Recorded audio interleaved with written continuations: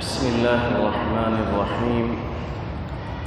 الحمد لله رب العالمين، والصلاة والسلام على سيد الأنبياء والمرسلين محمد وعلى آله وصحبه أجمعين ومن تبعهم بإحسان إلى يوم الدين، وبعد. فقد قال الله تبارك وتعالى في كلامه المجيد والفرقان الحميد: أعوذ بالله من الشيطان الرجيم، بسم الله الرحمن الرحيم.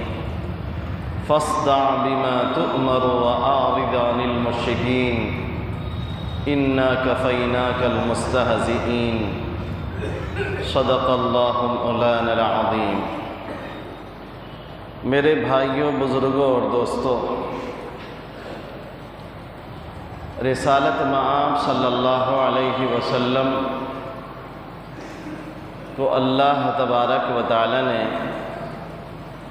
باوجود کہ بہت نرم خو، بہت رحم دل بنایا تھا، آپ عظیم اخلاق پر فائز تھے، اور اللہ تعالیٰ نے تمام صفات جمالیہ سے آپ کو نوازا تھا۔ جو بھی آپ کو دیکھتا تو آپ کی سچائی کا یقین کیے بغیر نہیں رہتا تھا، لیکن پھر بھی جناب نبی کریم صلی اللہ علیہ وسلم کے بہت سارے دشمن تھے جو نبی علیہ السلام کے سخت مخالف تھے۔ اللہ کے نبی صلی اللہ علیہ وسلم کی شان میں گستاخیاں کرنا اور نبی علیہ السلام کو تکلیفیں پہنچانا ان کا عام مشن تھا۔ وہ کعبہ کے سامنے بیٹھ کر نبی علیہ السلام کی شان میں گستاخی کیا کرتے تھے۔ ان کے شعراء نبی علیہ السلام کی مذمت کرتے تھے۔ کوئی آپ کو ساحر، جادوگر کہتا، کوئی آپ کو مجنون اور دیوانہ کہتا، تو کوئی نبی علیہ السلام کو ابتر کہہ رہا ہے کہ آپ گمبریدہ ہیں، آپ کی نسلیں جو ہے جاری نہیں رہیں گی، آپ کے بچے پیدا ہوتے ہی مر جائیں گے۔ کوئی نبی علیہ السلام کے راستے میں کانٹے ڈالتا تھا، اور کوئی جناب نبی کریم صلی اللہ علیہ وسلم کو لعن طعن کرتا تھا۔ اور کبھی ایسا بھی ہوا کہ نبی علیہ السلام سجدے میں تشریف لے گئے تو آپ کے سر پر اونٹ کی اونجھڑی ڈال دی گئی۔ لیکن ان تمام حالات میں آپ نبی علیہ السلام کو دیکھیں گے کہ آپ صبر کے خوگر بنے ہوئے ہیں۔ ہر مصیبت کو اور ہر پریشانی اور ہر تکلیف کو اللہ کے نبی صلی اللہ علیہ وسلم صبر و عزیمت کے ساتھ جھیل رہے ہیں۔ تکلیف پہنچانے والوں سے کوئی بدلہ نہیں لے رہے ہیں، لیکن اللہ تبارک و تعالی نے چن چن کر ایک ایک ظالم سے اپنے نبی پاک صلی اللہ علیہ وسلم کی طرف سے انتقام لیا، بدلہ لیا۔ تاریخ اسلامی گواہ ہے کہ جب جب کسی نبی کو تکلیف پہنچائی گئی تو اللہ تعالیٰ نے اس کا بدلہ ضرور لیا ہے۔ حضرت نوح علیہ السلام کو حکم ملا کہ آپ کشتی بنائیں، انہوں نے کشتی بنائی۔ جب قوم کے لوگوں نے دیکھا کہ نوح کشتی بنا رہے ہیں تو قوم آ کر ٹھٹھا کر رہی ہے، مذاق کر رہی ہے، اے نوح یہ کشتی کہاں چلے گی؟ کیا خشکی پر اسے چلاؤ گے؟ حضرت نوح علیہ السلام نے فرمایا ایک دن آئے گا کہ جیسے تم ہمارا مذاق اڑا رہے تھے ہم بھی تمہارا اسی طرح مذاق اڑائیں گے۔ اور پھر پوری قوم، سیلاب آیا اور پوری قوم اسی کی نظر ہو گئی۔ حضرت نوح علیہ السلام اور ان کے ماننے والے بچے، باقی اللہ تبارک و تعالی نے سب کو تباہ و برباد کر ڈالا۔ اسی طرح جناب نبی کریم صلی اللہ علیہ وسلم کی شان میں جنہوں نے گستاخیاں کی، اللہ تعالیٰ نے ان سے شدید انتقام لیا۔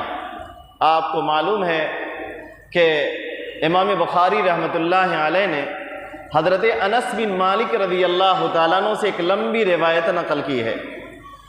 انس بن مالک رضی اللہ تعالیٰ عنہ فرماتے ہیں کہ ایک شخص نصرانی تھا، بعد میں اس نے اسلام قبول کیا، اس نے ظاہر کیا کہ میں کلمہ والا بن گیا، میں مسلمان بن گیا، لکھنا پڑھنا جانتا تھا۔ اللہ کے نبی صلی اللہ علیہ وسلم نے اسے کاتب وحی بھی بنا دیا، جب آپ پر وحی نازل ہوتی تو وہ اس کو لکھا کرتا تھا۔ کچھ دنوں کے بعد وہ نصرانی ہو گیا، دوبارہ وہ مرتد ہو گیا، دین اسلام کو چھوڑ دیا۔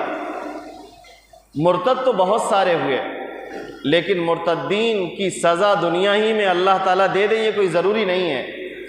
بہت سارے لوگ دین اسلام سے پھر گئے، اللہ تعالیٰ نے دنیا میں ان سے کوئی بدلہ نہیں لیا، مرنے کے بعد جو اللہ تعالیٰ بدلہ لیں گے تو وہ تو کافی ہے ہی۔ لیکن اس شخص نے جناب نبی کریم صلی اللہ علیہ وسلم کے بارے میں ایک گستاخی کی۔ وہ کہنے لگا کہ محمد پر کوئی وحی نہیں اترتی ہے، وہ جو میں لکھا کرتا تھا میرے لکھنے کی وجہ سے اسی کو محمد کہتے تھے کہ میرے اوپر یہ وحی آئی ہے، حالانکہ اس کا لکھنے والا میں تھا۔ اب اللہ کی قدرت دیکھیے، اس کا انتقال ہو گیا، اس کے ساتھیوں نے لے جا کر اسے قبر میں دفن کیا، اور جب قبر میں دفنایا تو قبر نے اس کو زمین سے، صبح کو اٹھے تو اس قبر کے سامنے باہر وہ مردہ پڑا ہوا تھا۔ ان لوگوں نے کہنا شروع کیا کہ محمد اور اس کے ساتھیوں کا یہ کام ہے، ان لوگوں نے قبر کو نکال کر اسے باہر پھینک دیا ہے، اور دوسرے دن پھر اس کو دفن کر دیا، اور گہری قبر کھودی اور اس میں دفن کر دیا۔ اللہ کی شان ایسی ہوئی کہ دوبارہ پھر زمین نے اسے قبول نہیں کیا، زمین نے دوبارہ اسے پھینک دیا۔ دوسرے دن پھر انہوں نے یہی بات کہی کہ محمد اور اس کے ساتھیوں کا یہ کام ہے۔ ان لوگوں نے اور گہری قبر کھودی، اور کھودنے کے بعد اس کو پھر دفن کیا۔ تیسرے دن گئے تو قبر نے دوبارہ پھر اسے پھینک رکھا تھا، وہ زمین پر پڑا ہوا اسی طرح سڑ گیا، زمین نے اسے قبول نہیں کیا۔ کیوں؟ اس لیے کہ اس نے جناب نبی کریم صلی اللہ علیہ وسلم کی شان میں گستاخی کی تھی۔ اللہ پاک کا ارشاد ہے، فاصدع بما تؤمر، اے نبی صلی اللہ علیہ وسلم، جس دین کا آپ کو حکم دیا جا رہا ہے کھلم کھلا اس کا اعلان کر دیجئے۔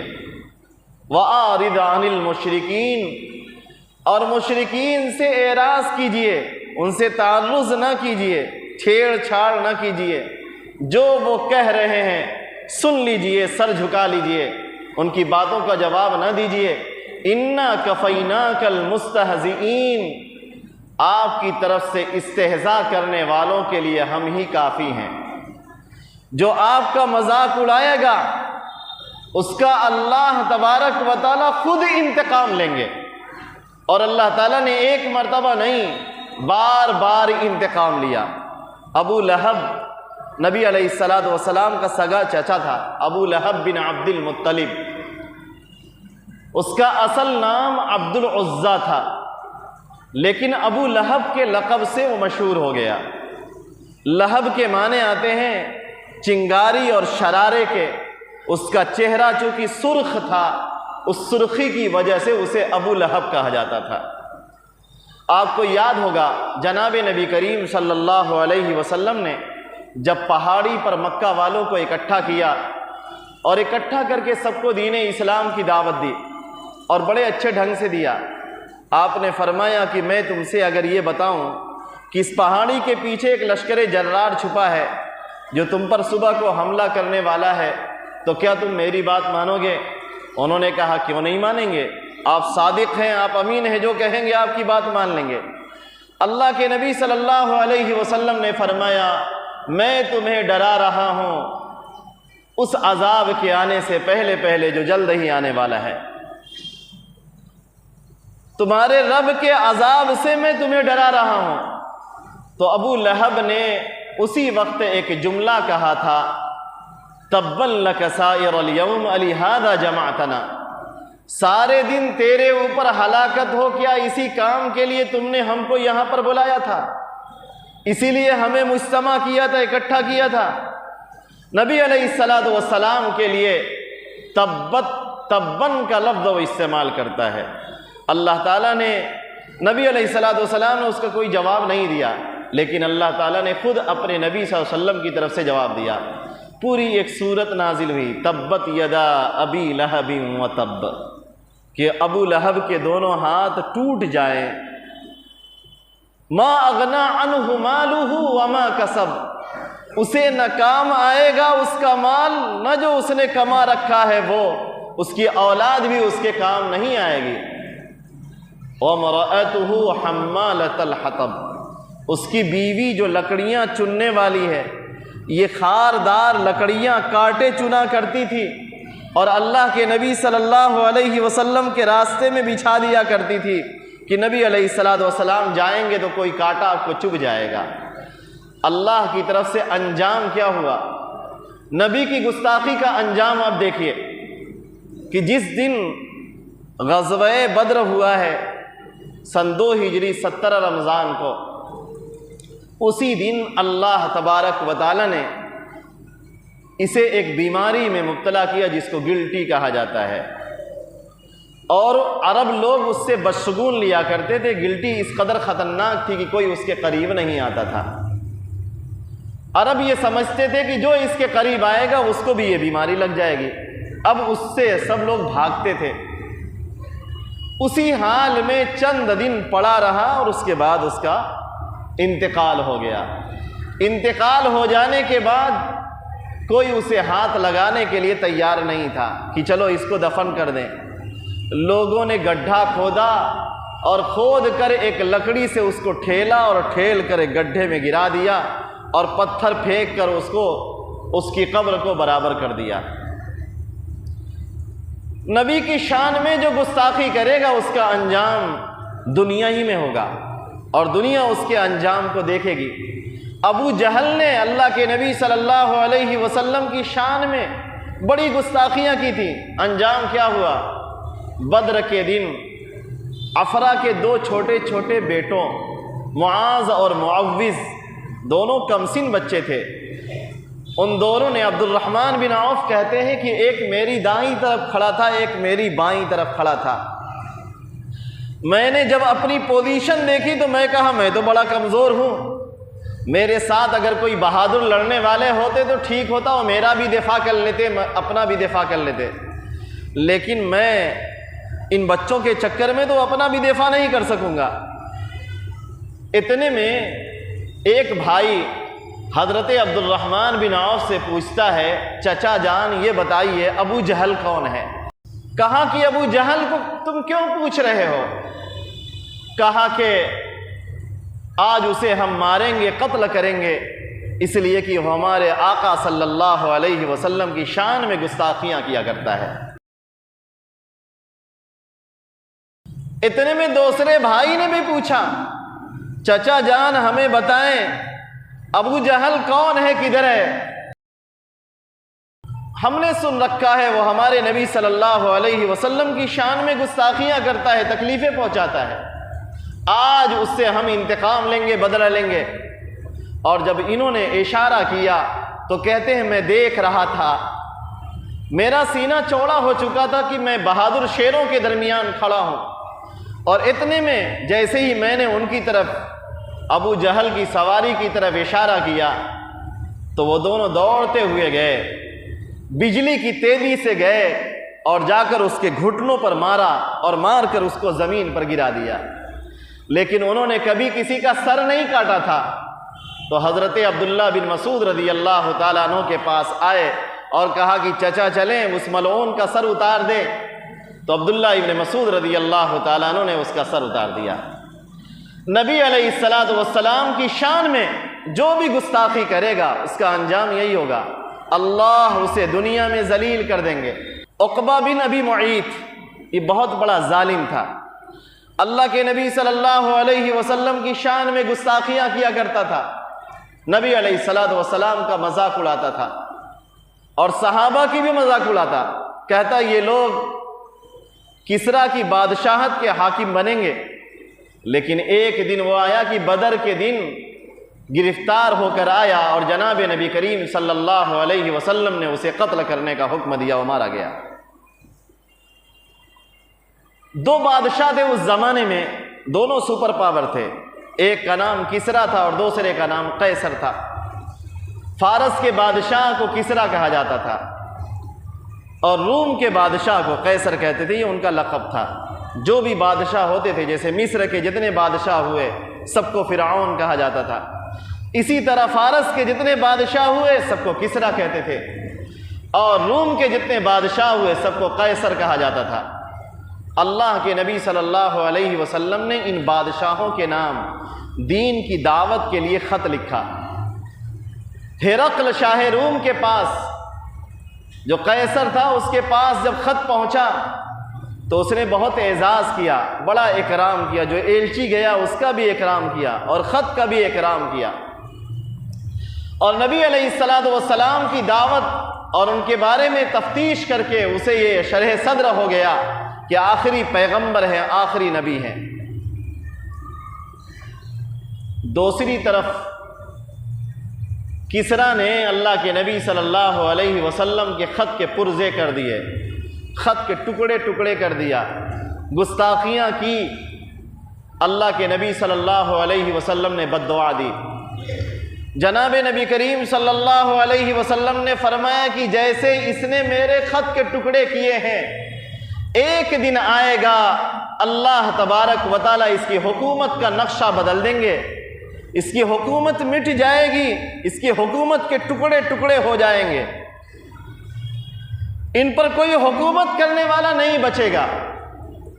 چنانچہ وہی ہوا کہ کسریٰ کچھ دنوں کے بعد ختم ہو گیا، بیماری لگی، اسی میں اس کا انتقال ہو گیا،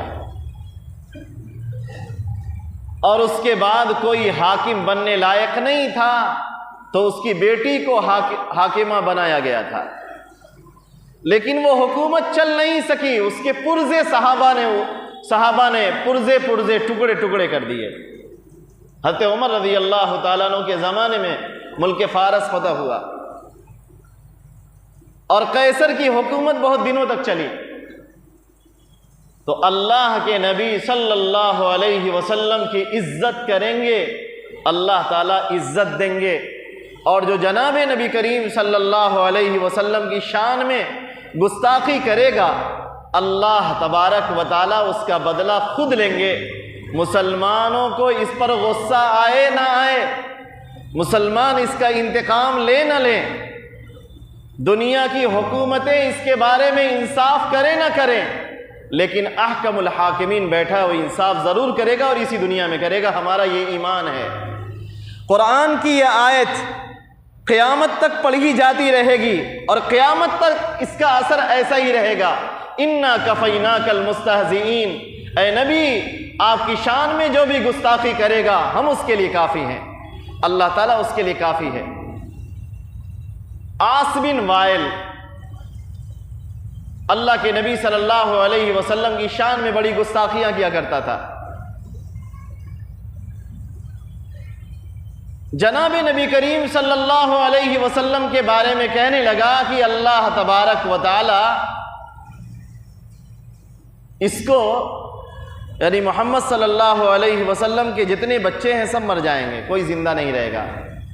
اللہ تعالیٰ نے اسی پر اِنَّا أَعْطَيْنَاكَ الْكَوْثَرَ فَصَلِّ لِرَبِّكَ وَانْحَرْ إِنَّ شَانِئَكَ هُوَ الْأَبْتَرُ نازل فرمائی کہ اے نبی إِنَّ شَانِئَكَ هُوَ الْأَبْتَرُ۔ علماء نے صرف اسی ایک آیت پر پوری کتابیں لکھی ہیں۔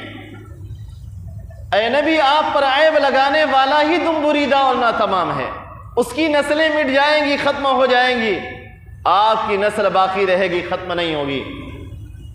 چنانچہ دنیا نے دیکھا کہ آج بھی نبی علیہ الصلوۃ والسلام کی نسل کے بے شمار لوگ موجود ہیں۔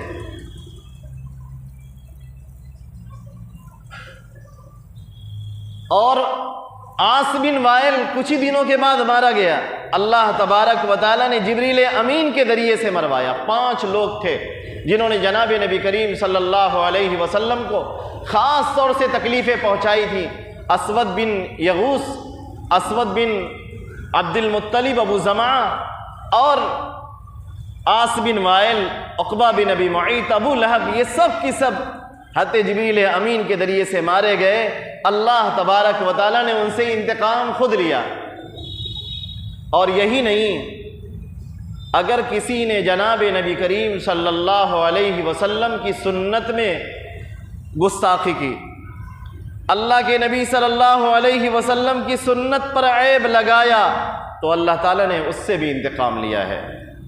ایک حدیث میں جناب نبی کریم صلی اللہ علیہ وسلم نے فرمایا کہ من سلک طریقا یلتمس فیہ علما سہل اللہ لہ بہ طریقا الی الجنہ، کہ اگر کوئی طالب علم گھر سے نکلتا ہے علم حاصل کرنے کے لیے تو جنت کے راستے پر چلتا ہے۔ وَإِنَّ الْمَلَائِكَةَ لَتَضَعُ أَجْنِحَتَهَا رِضًا لِطَالِبِ الْعِلْمِ، طالب علم کی خوشنودی حاصل کرنے کے لیے فرشتے اپنے پروں کو بچھا دیا کرتے ہیں۔ ملا علی قاری رحمۃ اللہ علیہ نے مرقات میں ایک واقعہ لکھا ہے کہ ایک طالب علم دمشق میں پڑھتا تھا، اپنے ساتھیوں کے ساتھ جا رہا تھا۔ اس نے اس حدیث کو حقیقت پر محمول نہیں کیا۔ وہ سمجھتا تھا کہ فرشتے پر نہیں بچھاتے ہیں۔ اس نے اس سنت کا مذاق اڑایا اور کہا کہ اپنے ساتھیوں سے کہا کہ میں فرشتوں کے پروں کو رودنے جا رہا ہوں۔ اپنے استاذ کے یہاں حدیث کا سبق پڑھنے جا رہا تھا، کہا کہ میں فرشتوں کے پروں کو رودنے جا رہا ہوں۔ اللہ تعالیٰ کو اس کی یہ ادا پسند نہیں آئی، فوراً اس کے پیر میں بیماری لگی اور وہیں پر زمین پر گر گیا۔ نبی علیہ السلام کی سنت کا اگر کسی نے مذاق اڑایا تو اللہ تعالیٰ نے اس سے بھی انتقام لیا ہے، اس سے بھی بدلہ لیا ہے۔ آج اگر ہندوستان کے اندر سادھو سنت زیادہ آمادہ ہیں، زیادہ شور مچا رہے ہیں اور جناب نبی کریم صلی اللہ علیہ وسلم کی شان میں گستاخیاں کر رہے ہیں، اللہ کے نبی صلی اللہ علیہ وسلم کو تکلیفیں پہنچا رہے ہیں، مسلمان صبر کا دامن تھامے ہوئے ہیں، خون کے گھونٹ پی رہے ہیں، خاموش ہیں، لیکن اللہ تعالیٰ خاموش نہیں رہیں گے۔ ہمارا یہ ایمان ہے کہ اللہ تعالیٰ ان سے انتقام ضرور لیں گے۔ ہم کیا کر سکتے ہیں ایسے مواقع پر؟ ان موقعوں پر ہمیں سنت کو زندہ کرنے کا، اپنے نبی کی سیرت کو جاننے کا اور زیادہ حوصلہ بڑھنا چاہیے۔ ہم اپنی زندگی کا جائزہ لیں کہ صبح و شام کے جو ہمارے معمولات ہیں اس میں ہم اپنے نبی کی سنت پر کتنا عمل کرتے ہیں اور کتنا عمل نہیں کرتے۔ سب سے بنیادی چیز تو یہی ہے۔ نبی علیہ السلام کی ایک ایک سنت ہماری زندگی میں آ جائے۔ اللہ کے نبی صلی اللہ علیہ وسلم سے محبت اور عقیدت کا یہی تقاضا ہے، اور نبی علیہ السلام کی تعظیم کا سب سے بہترین یہی طریقہ ہے کہ ہم جناب نبی کریم صلی اللہ علیہ وسلم کی ایک ایک سنت پر عمل کرنے والے بن جائیں۔ داڑھی نہیں رکھے ہیں، آج سے عہد کر لیں داڑھی رکھ لیں گے انشاءاللہ۔ نماز نہیں پڑھتے، آج سے عہد کر لیں کہ نماز پڑھیں گے۔ لباس غیر شرعی ہے، آج سے عہد کر لیں کہ ہمارا لباس شرعی ہوگا، اور زندگی کے جو بھی طور طریقے ہیں وہ سب کی سب سنت کے مطابق ہوں گے۔ اس کا ہم آج عہد کر کے لے کے اٹھے تو میں سمجھتا ہوں کہ یہ سب سے بڑا خراج عقیدت ہوگا جناب نبی کریم صلی اللہ علیہ وسلم کو۔ ورنہ زبانی جمع خرچ کرنے سے کیا فائدہ؟